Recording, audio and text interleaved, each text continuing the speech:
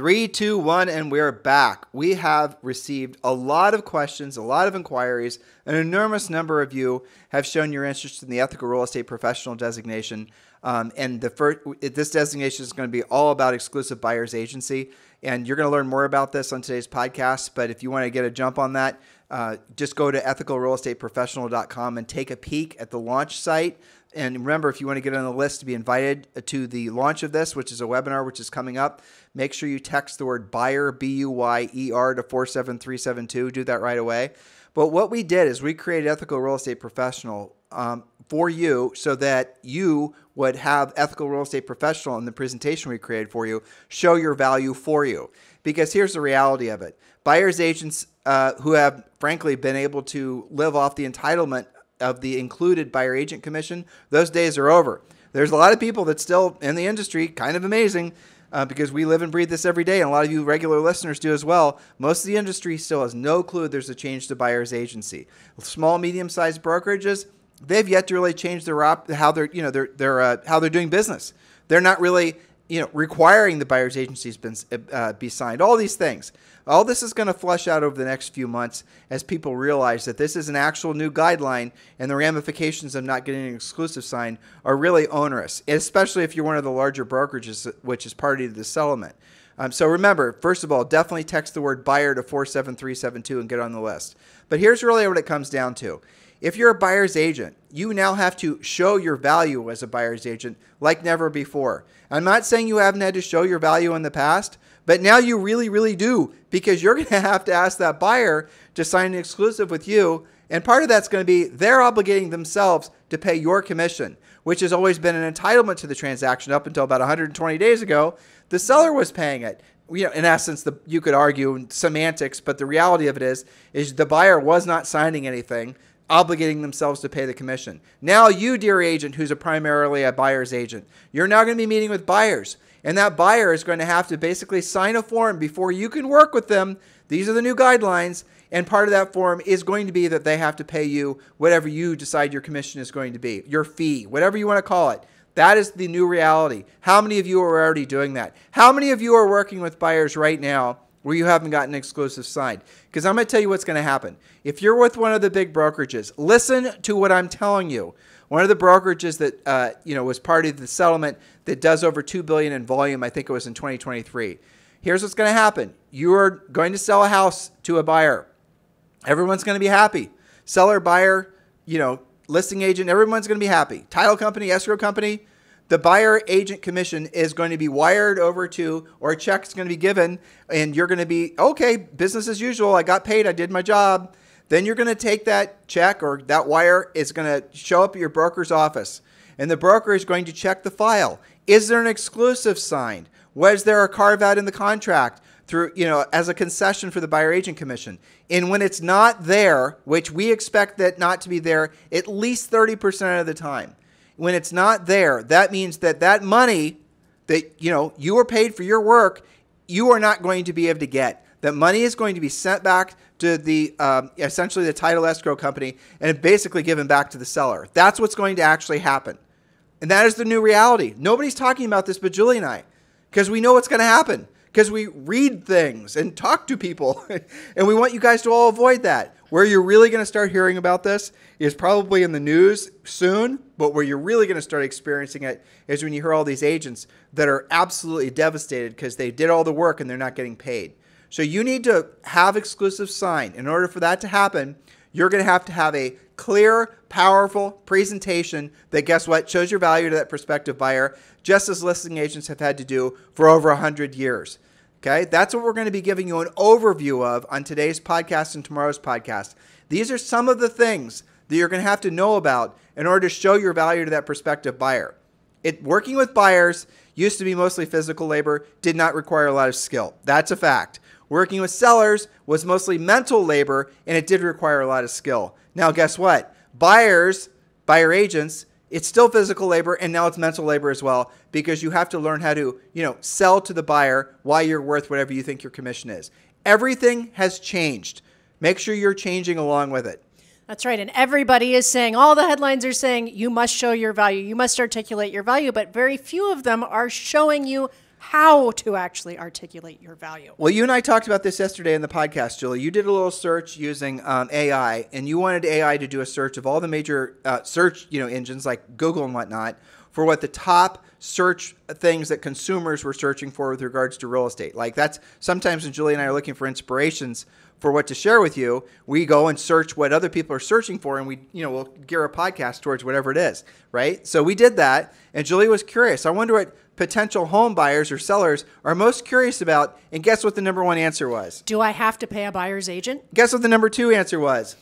Who pays the buyer's agent? You guys get the point? So consumers are already dialed into the fact that everything has changed with regards to the buyer's agent's commission. So if you think you're just going to roll into the new year and everything's going to be business as usual and that buyer's just going to sign that exclusive buyer's agency contract with you, you are wrong. That is not going to happen. And you're going to lose that buyer. Matter of fact, that buyer's probably not even going to contact you in the first place.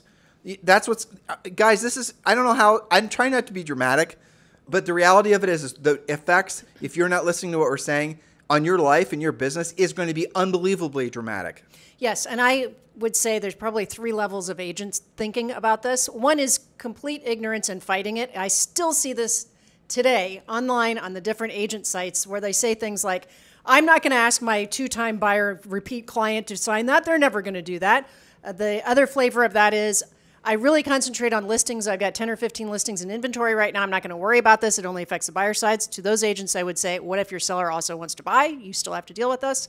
The second category would be agents who know that this is an issue. They know they've got to articulate their value. They're searching for how to do that. All right. So what we're going to be focusing on the rest of this podcast is Julie and I are going to have a conversation about what it actually means to show your value. Because a lot of you need to start with that very basic concept.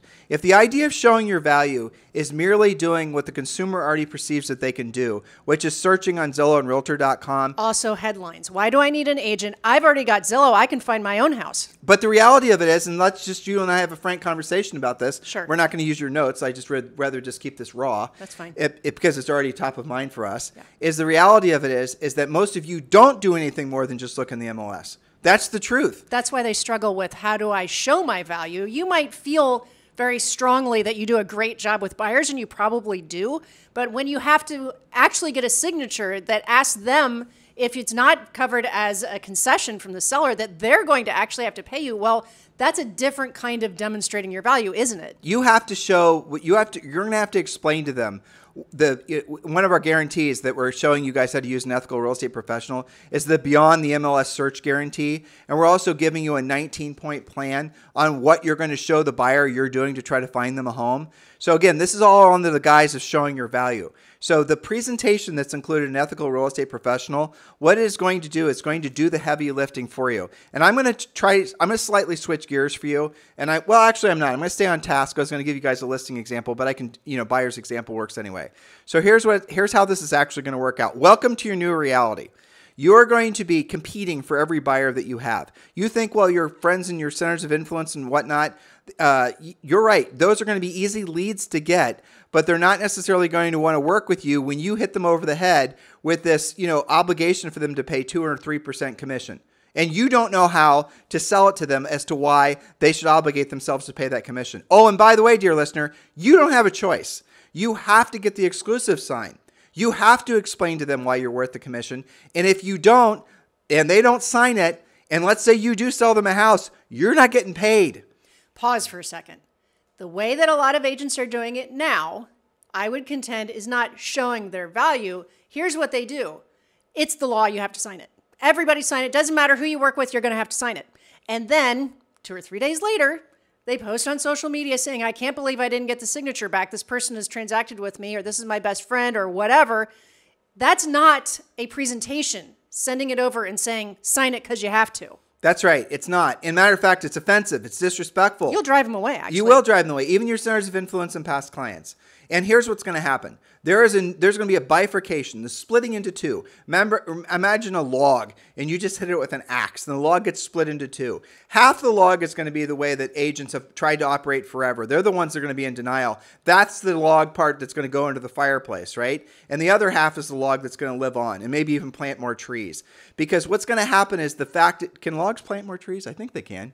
Maybe if they release seeds. Yeah, there you go. Well, maybe not the best analogy, but you guys get the idea. Light the market on fire. How about that? Okay, there you go. Well, so there's going to be two types of agents. Agents that know how to truly present as a professional and get the exclusive sign, just like there's, they have done it forever on the listing side of the transaction, and agents that don't. So imagine like when Julie and I listed real estate, and all of you have been coaching clients of ours for years.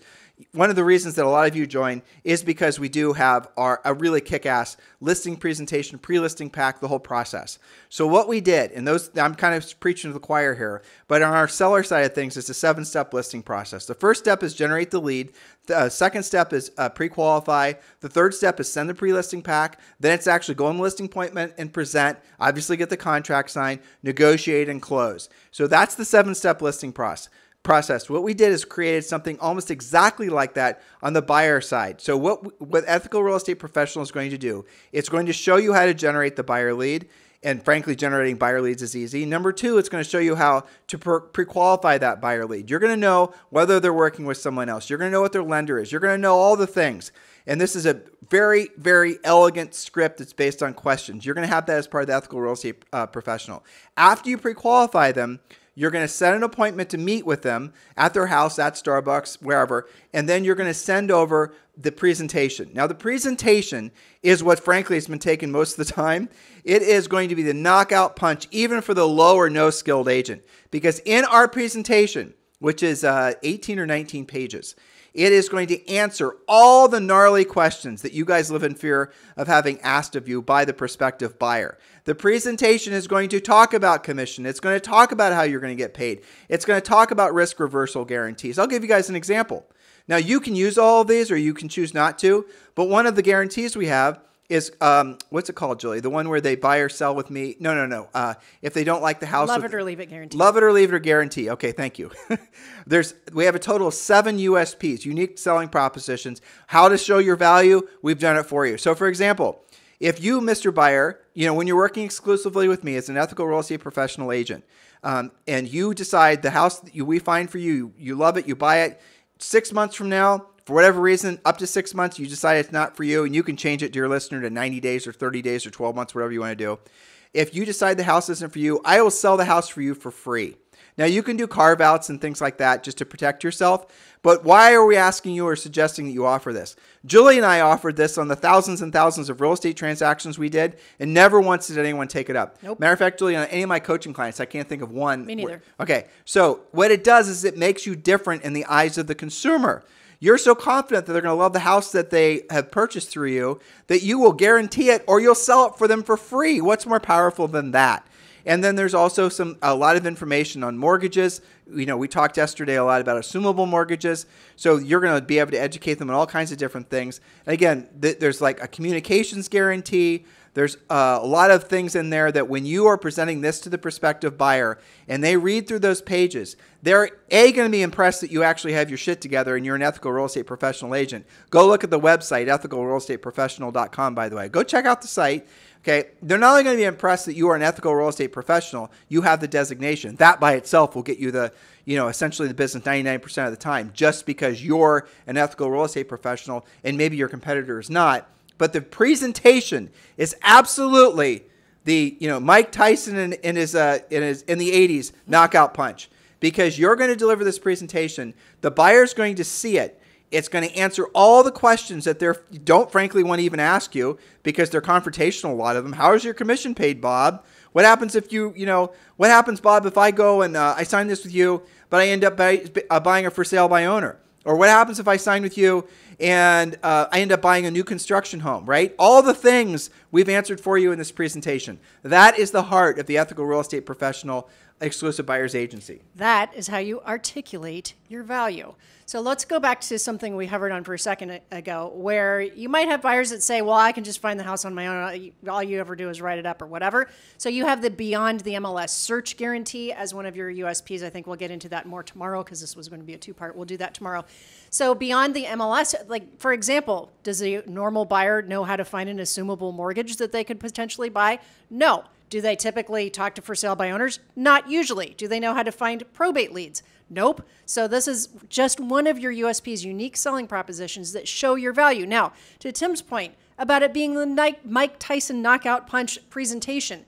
If you have done all of the things that we teach you to do in Ethical Real Estate Professional, and you have this exclusive designation, which shows your value, and you still have a buyer who's not going to sign, that's okay. They probably were not that serious anyway. Because once you show your value and they say, no, not for me, just say next. Well, we're going to teach you to weed those types out. So when you generate the lead and you pre-qualify them, in the process of pre-qualifying them, and this is like foreign language to most agents who work with buyers. You've never pre-qualified a buyer. You know you haven't. So you're going to be asking them questions. How long have you been looking for a home? This is like 3/4 of the way in the end of the script. How long have you been looking for a home, Mr. Buyer? Well, I've been looking for about 90 days. 90 days, that's fantastic. So in the amount of time, have you seen anything that you've liked? Well, no, not really. Or, whatever their answer is, there's different ways you can go on the script. Well, so Mr. Buyer, just so that I'm clear, if I were to show you a home and you've already known what they're asking for, they're looking for a 4-bedroom, they're looking up to $1 million, they want a pool, all the things. So Mr. Buyer, if I were to show you a house that met all your criteria, let's say it's not a 10 out of 10, but it's the perfect house for you. And it was move-in ready. The price was everything you're expecting, all the things. On a scale 1 to 10, Mr. Buyer, where would you rate your motivation to buy that house today? Even if it's full asking price. Well, I'd rate it probably a 7. Well, 7, I appreciate that. That's an interesting answer. So what would it take to get you to a 10? Well, to get me to a 10, I'd have to make sure that we sold our old house first. Or I'd have to make sure that I got the job transfer, the raise, or I cleared up the problem on my credit report, whatever it is. You see what we're doing? We're helping you guys ask the questions that, frankly, you should have been asking all the way along, so you can weed out the buyers that are actually going to transact and set aside and nurture a little bit the ones that aren't. That's what the pre-qualification process is. So once they get past the script of answering these questions, and this is already written out. And again, I think there's 30 questions. There's more questions. If you find out they have a house to sell, then there's up to 30 questions. But I think if there's no house to sell, it's 11 or 12. It doesn't take a long time. And if they're not willing to answer the questions, you shouldn't be working with them. You shouldn't show them a single house if they're not willing to answer the questions. If they're not willing to be pre-qualified, they're not actual buyers. And Julie said if they're not willing to sign the contract, you obviously have saved yourself a lot of anguish because they probably weren't real buyers. But your real job is to weed them out before you actually send them the presentation or even meet with them the first time, or, for the first time, because you get your time back. You guys understand? So what we're going to teach you is a complete sales approach to professionalize the buyer agent side of the business. Those of you who don't have this skill set, even when you have kick-ass buyers, and you're just basically hammering them over the head with this onerous looking nasty document saying they have to pay 3%, how many of them are actually going to sign that? None of them are. And what if all of a sudden the seller decides that they don't want to pay the buyer agent commission? What are you going to do then? We're going to teach you how to solve for all that in Ethical Real Estate Professional. Remember, text the word buyer, B-U-Y-E-R, to 47372. That's right. So with the designation, we're not just handing you a whole bunch of content and saying good luck to you. We're showing you how to use that. Tim gave you a great demonstration a second ago with how to use the buyer pre-qualification script. It also includes how to handle objections like, well, when I answer I'm a 7, well, what would make you a 10? Well, I'm really waiting for rates to come down. There's a page in there talking about 3 or 4 different ways to get the rate down. Not just assumables like we talked about yesterday, but also how does an adjustable rate mortgage work? How do using points buy down work? How does working with a builder get your interest rate down? It helps you, yes, weed them out, the ones that aren't serious, but when they give you a logical objection, remember the definition of an objection is a question in the mind of the prospect.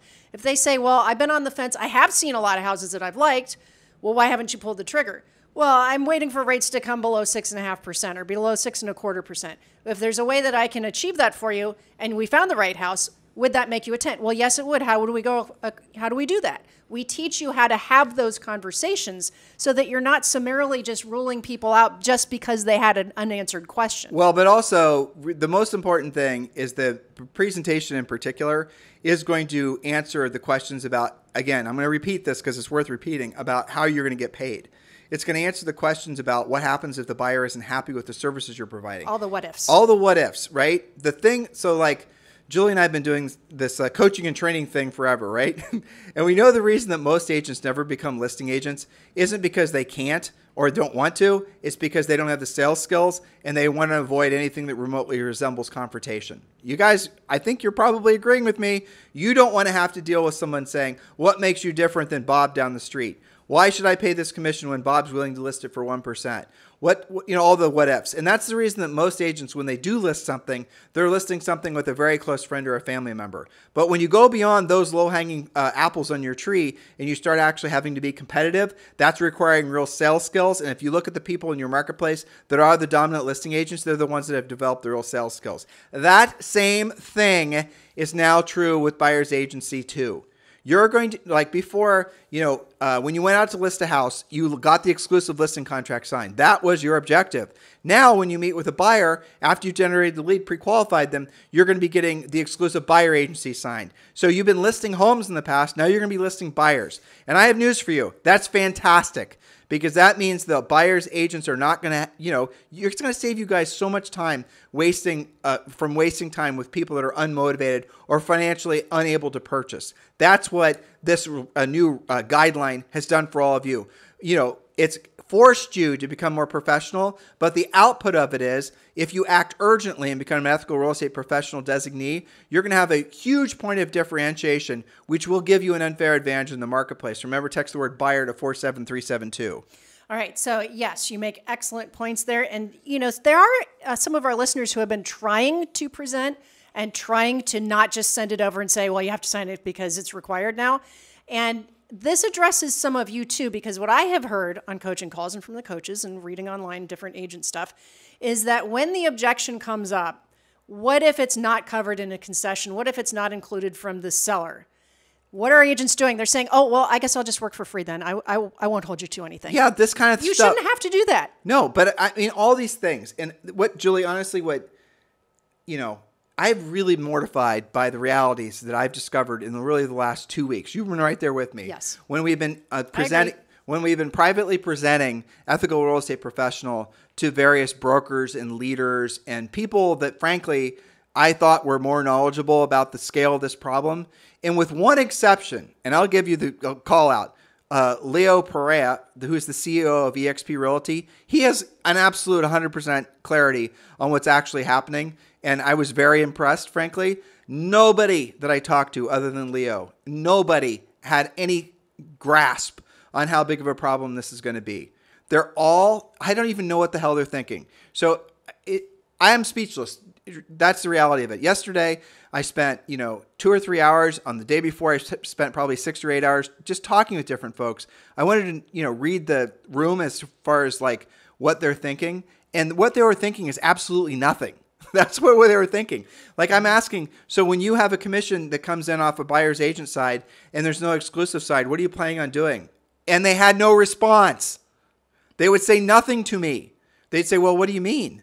I said, well, you can't pay that commission out because it wasn't on the settlement statement, or even if it wasn't, there's no exclusive contract signed. Well, I'll just tell the buyer agent to go back. This is the kind of thing I heard, by the way, and this is illegal. Mm-hmm. I'll just tell the buyer agent to go back and get that paperwork signed after the closing. Okay, illegal. Okay, but those are the types of things I was hearing.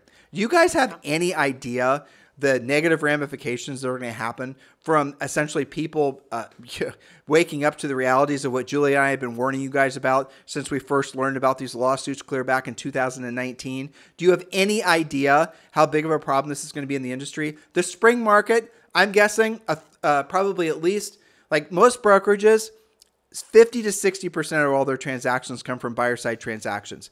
I would venture a guess that of those transactions, half won't have exclusive signed, which means half shouldn't be paid out to the buyers agents who actually did the work to put the buyer in contract. I hope I'm wrong, but I bet I'm not. I bet it's going to be that bad. Is the industry ready for that? Nope. Are agents ready for that? Absolutely not. Why isn't anyone else other than Julie and I warning all of you guys about this? Why? Why are we the only ones that are verbalizing it to this extent? I know why. Because they don't know what to do. The industry doesn't know what to do. They're not letting, you guys are all counting on your industry leaders, on your brokers and your office managers and your team leaders to tell you what to do. They don't know what's happening, and so they don't know what to do. We're telling you what to do. We're giving you the solution. And if you are in a leadership position, you want to have an in-depth call with me on this, and you want Julie and I to kind of ramp you up as fast as we can, just text me directly at 512-758-0206. If you're a Zillow Flex agent, and you've got an army of buyer agents working for you, I hope you're really thinking hard about what I'm saying. You might get that Zillow lead where you're going to have to pay a 40% buyer agent commission, but how are you going to go about, referral fee, sorry. How are you going to go about, 40% commission would be nice.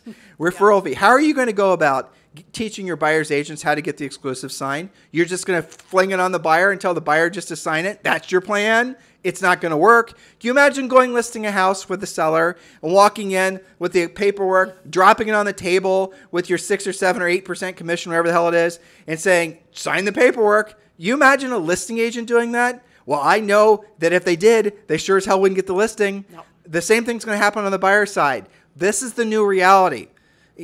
Julie, honestly, I'm kind of out of words with regards to getting these guys to pay attention to this, and I'm genuinely fearful of what's going to happen when you see these brokers start, their quarterly results, when you read their 10Ks or their K10s, 10Ks, and you're seeing actually what's happened to profitability. This is really going to play out into 2025. Yeah, and unfortunately, I think it's going to take like transaction by transaction, because I was thinking about, what's causing some of this.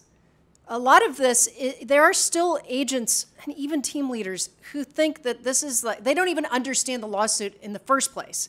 Somebody asked on one of the podcasts, what inning are we in? And the answer was, baseball was just invented, right?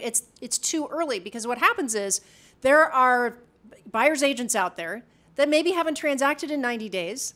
Now they've got somebody, maybe their best friend from, they're doing their transaction, and they don't find out until it's so far down the pipe. Okay, so I'm gonna give you guys some advanced nerd knowledge. No, you're 100%. So this is the reason it's extra difficult. And if I'm not getting all my facts right, forgive me. We're kind of learning on the job, just as you guys are.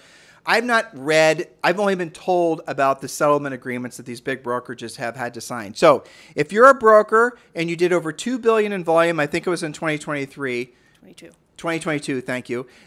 You were obligated, you got sued by the plaintiff's attorneys. If you wanted to be part of the settlement, you had to come up with some huge amount of money. NAR came up with like $400 million, $50 million, all these big, huge numbers, all right? Part of those agreements, so $2 billion or above, the biggest brokers in the country, they had to pay in an enormous amount of money, and then they had to basically also, this is what I'm being told, I've been told this 3, maybe 4 times, is the plaintiff's attorneys in these settlements have written into the agreements that at will, they can ask to basically audit the broker's files, looking for closed buyer side transactions and making sure that the exclusives were in there. The plaintiff's attorneys are not stupid. They know that most buyer's agents are not going to have the skill set to get exclusive signed. The closings might still pay out because the reason I'm about to tell you, and if that buyer's agent got paid without the exclusive in the file, that is going to open up that litigation again. They are laying wait for this to actually happen. Now, if you're a brokerage that did less than $2 billion in 2022, the party that's going to be policing you, and I'm not sure how this is even going to work, is going to be your local MLS. Personally, I don't think the local MLSs are going to do any kind of job at all, because there's no incentive structure for them to do it. In other words, what happens if they start being real, onerous with agents and brokerages and starting throwing out fines? Well, the agents and the brokerages are the MLS's customers, and those agents and the brokers aren't going to put up with that for very long. And there is nothing in the settlement that specifically cites what the fees can be and or what the fines can be and all of this. So if you want to know where the willy-nilly is going to be happening, it's the brokerages that did less than $2 billion in volume. That's our opinion, but that's most likely what's going to happen, because there's going to be no real ramifications that's going to be anywhere near the scale of the larger brokerages. The larger brokerages in these settlements are absolutely ending up with the short end of the stick in every meaningful way, which means that the smaller brokerages might literally still do business as normal as they usually have, and they might still close a transaction. They might not look for an exclusive, like say you sold a house for Bob and Steve's real estate. It was their listing. You brought the buyer. You didn't have an exclusive sign. Bob and Steve didn't ask you to, have the exclusive sign. There was no carve out in the contract in terms of a concession from the seller to the buyer to pay your buyer agent commission. Bob and Steve, they're not paying attention. So they just operate as if they always have. They pay all half the commission to the buyer's agent. The buyer's agent money goes to the buyer's agent's brokerage. The buyer's agent brokerage then, who's one of these larger brokerages, then sees that the commission was paid without an exclusive sign. If that larger brokerage pays that commission to that buyer's agent, that means that larger brokerage is in violation of the agreement. This is the kind of Mickey Mouse and absolute nightmarish scenarios that we're going to start seeing and experiencing within the next 180 days or less. You have to learn how to get the exclusive sign. We have done the heavy lifting for you. Text the word buyer to 47372. I don't know why anybody would work with any buyer right now without that having been done. I don't know why you would put yourself at risk like that. It's not just risking losing money. It's risking losing your license. That's right. And in fact, because, we've been living nonstop with our research on this, what I have seen of the fines and fees that have happened, they're very specific that it's not, to your point, it's not just the agent, it's the agent and the broker. And it's not just the fine, but it's also a potential suspension of the license of the broker as well. Well, you just hover there. Yeah. So the broker, if you're $2 billion and above, yeah, the broker is going to be held liable. That's right. Not the agent. So the broker is on the hook for that buyer's agent commission being paid out to the buyer's agent without the exclusive in the file. The broker is going to get resued, not the agent. And there's no workaround for that, by the way. Typing away like the mad cat on the keyboard and being outraged is not a plan. There's no workaround to that. And the plaintiff's attorneys have been very public saying, I think Inman ran a story saying they're watching you, right? They've been very public about saying that they are absolutely keeping an eye on things. Julie, those private jets don't pay for their own fuel. No, they don't. Exactly. I mean, can you imagine how many private jets were sold to plaintiff's attorneys on this case? Things need service now. Yeah, hell yeah, man. Those things are expensive. Absolutely. Yeah. So hopefully you're understanding the depth and the breadth of really what we're dealing with. Julie and I have been in real estate since the early 90s. And we've been through, arguably 4 different recessions. Prior to this, the biggest issue, the industry went through was definitely the housing crash. Mm-hmm. But I'm here to tell you, the housing crash and, all the upside down owners and all the rest of it, nothing compared to this as it could affect the real estate industry. And I'm looking for someone to say, Tim, you have not thought through this thoroughly. You're not seeing this. You don't know that. I'm looking for a reason to, frankly, not have to be as energized by this, because it is a little bit, I think, frankly, I'm feeling a little bit of anxiety, a lot of anxiety maybe even, for our listeners, because I don't want them to suffer. Because we have walked in their shoes. We know. We have a whole, our coaching clients, our coaches, we know what it feels like to go through that. And the thing is, you talked about the housing crash, that happened to consumers, et cetera, and it was horrible. But this is more like a potential agent and sales crash. This is much more, I think you and I are absorbing a lot of it because we feel for them. We've been there. We've done that. I know why I am. Okay. I thought about this Talk about that. Well, it's because I'm pissed off, honestly. Yeah, I think we both are really I'm pissy honestly, about this. I'm pissed off. Yeah. And I'll tell you what this reminds me of. I remember back when the Gulf War happened, back in the early 90s. Yeah. And we were selling in real college, estate. yeah. And we were just basically kind of sort of coaching.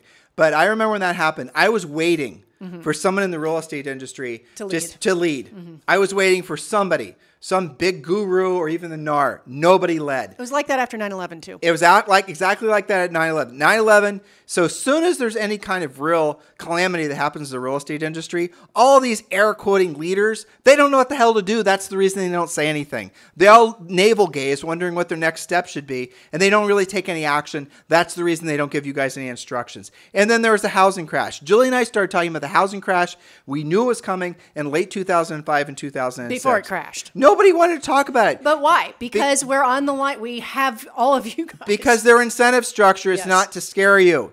If a big broker starts telling you what I just told you, what are you guys going to do? You're going to create a lot of work for them. They're going to have to do a lot of triaging of emotions. But you know what? We're not a big broker. We're going to tell you the truth. And then there's, like the housing crash. Julie and I took a leadership position there as well. And then frankly, eventually the government did.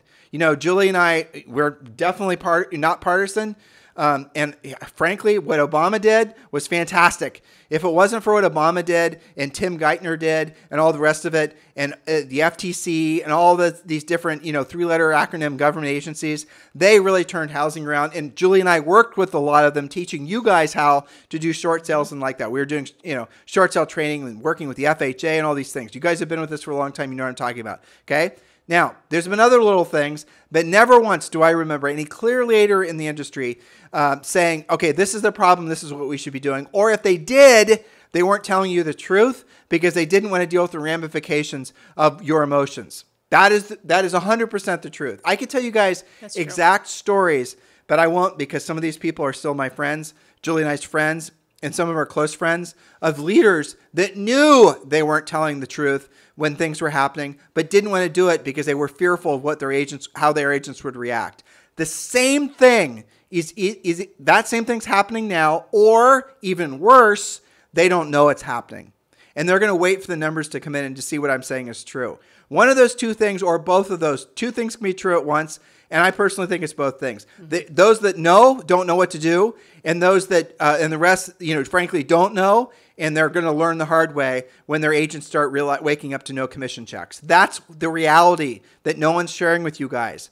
You need to do us a favor and help us get the word out about this. Share this podcast with as many agents that frankly, the agents you want to have stay in business, your friends. Don't share this Don't mention it to the agents. Don't share this with anyone you don't like, right? But all the agents that you like, please share this podcast. Your broker, your office manager, everybody. Help us to make this podcast viral so we can get the word out about what's actually happening in the real estate market. And our solution and your solution is become a member of the Ethical Real Estate Professional. The program is not available yet. Some of you have been messaging asking for early access. We're not going to do it.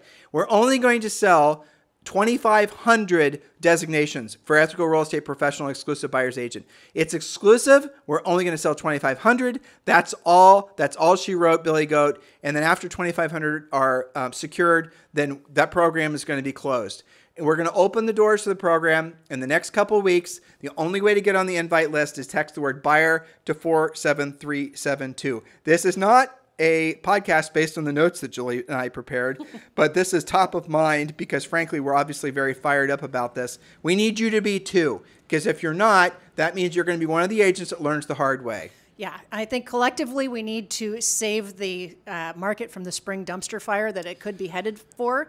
If you hear passion in our voices, if you hear frustration from us, it is because we are trying to move all of you towards success and away from this scary stuff that is a reality.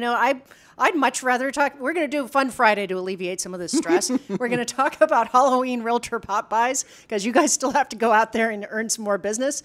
But yeah, if you hear stress from us, it's because we feel stressed for you, and we're trying to get you guys in front of this. So make sure that you come along with us and don't be a procrastinator. Yep, text the word buyer to 47372. And please remember, do share today's podcast. Help me to make today's show viral. Help us do the right thing for the industry and get the word out. Frankly, for a lot of agents, it's maybe already too late. But for you, you're a leader, you're listening. This podcast is, 6,000, 7,000, 10,000 downloads per day.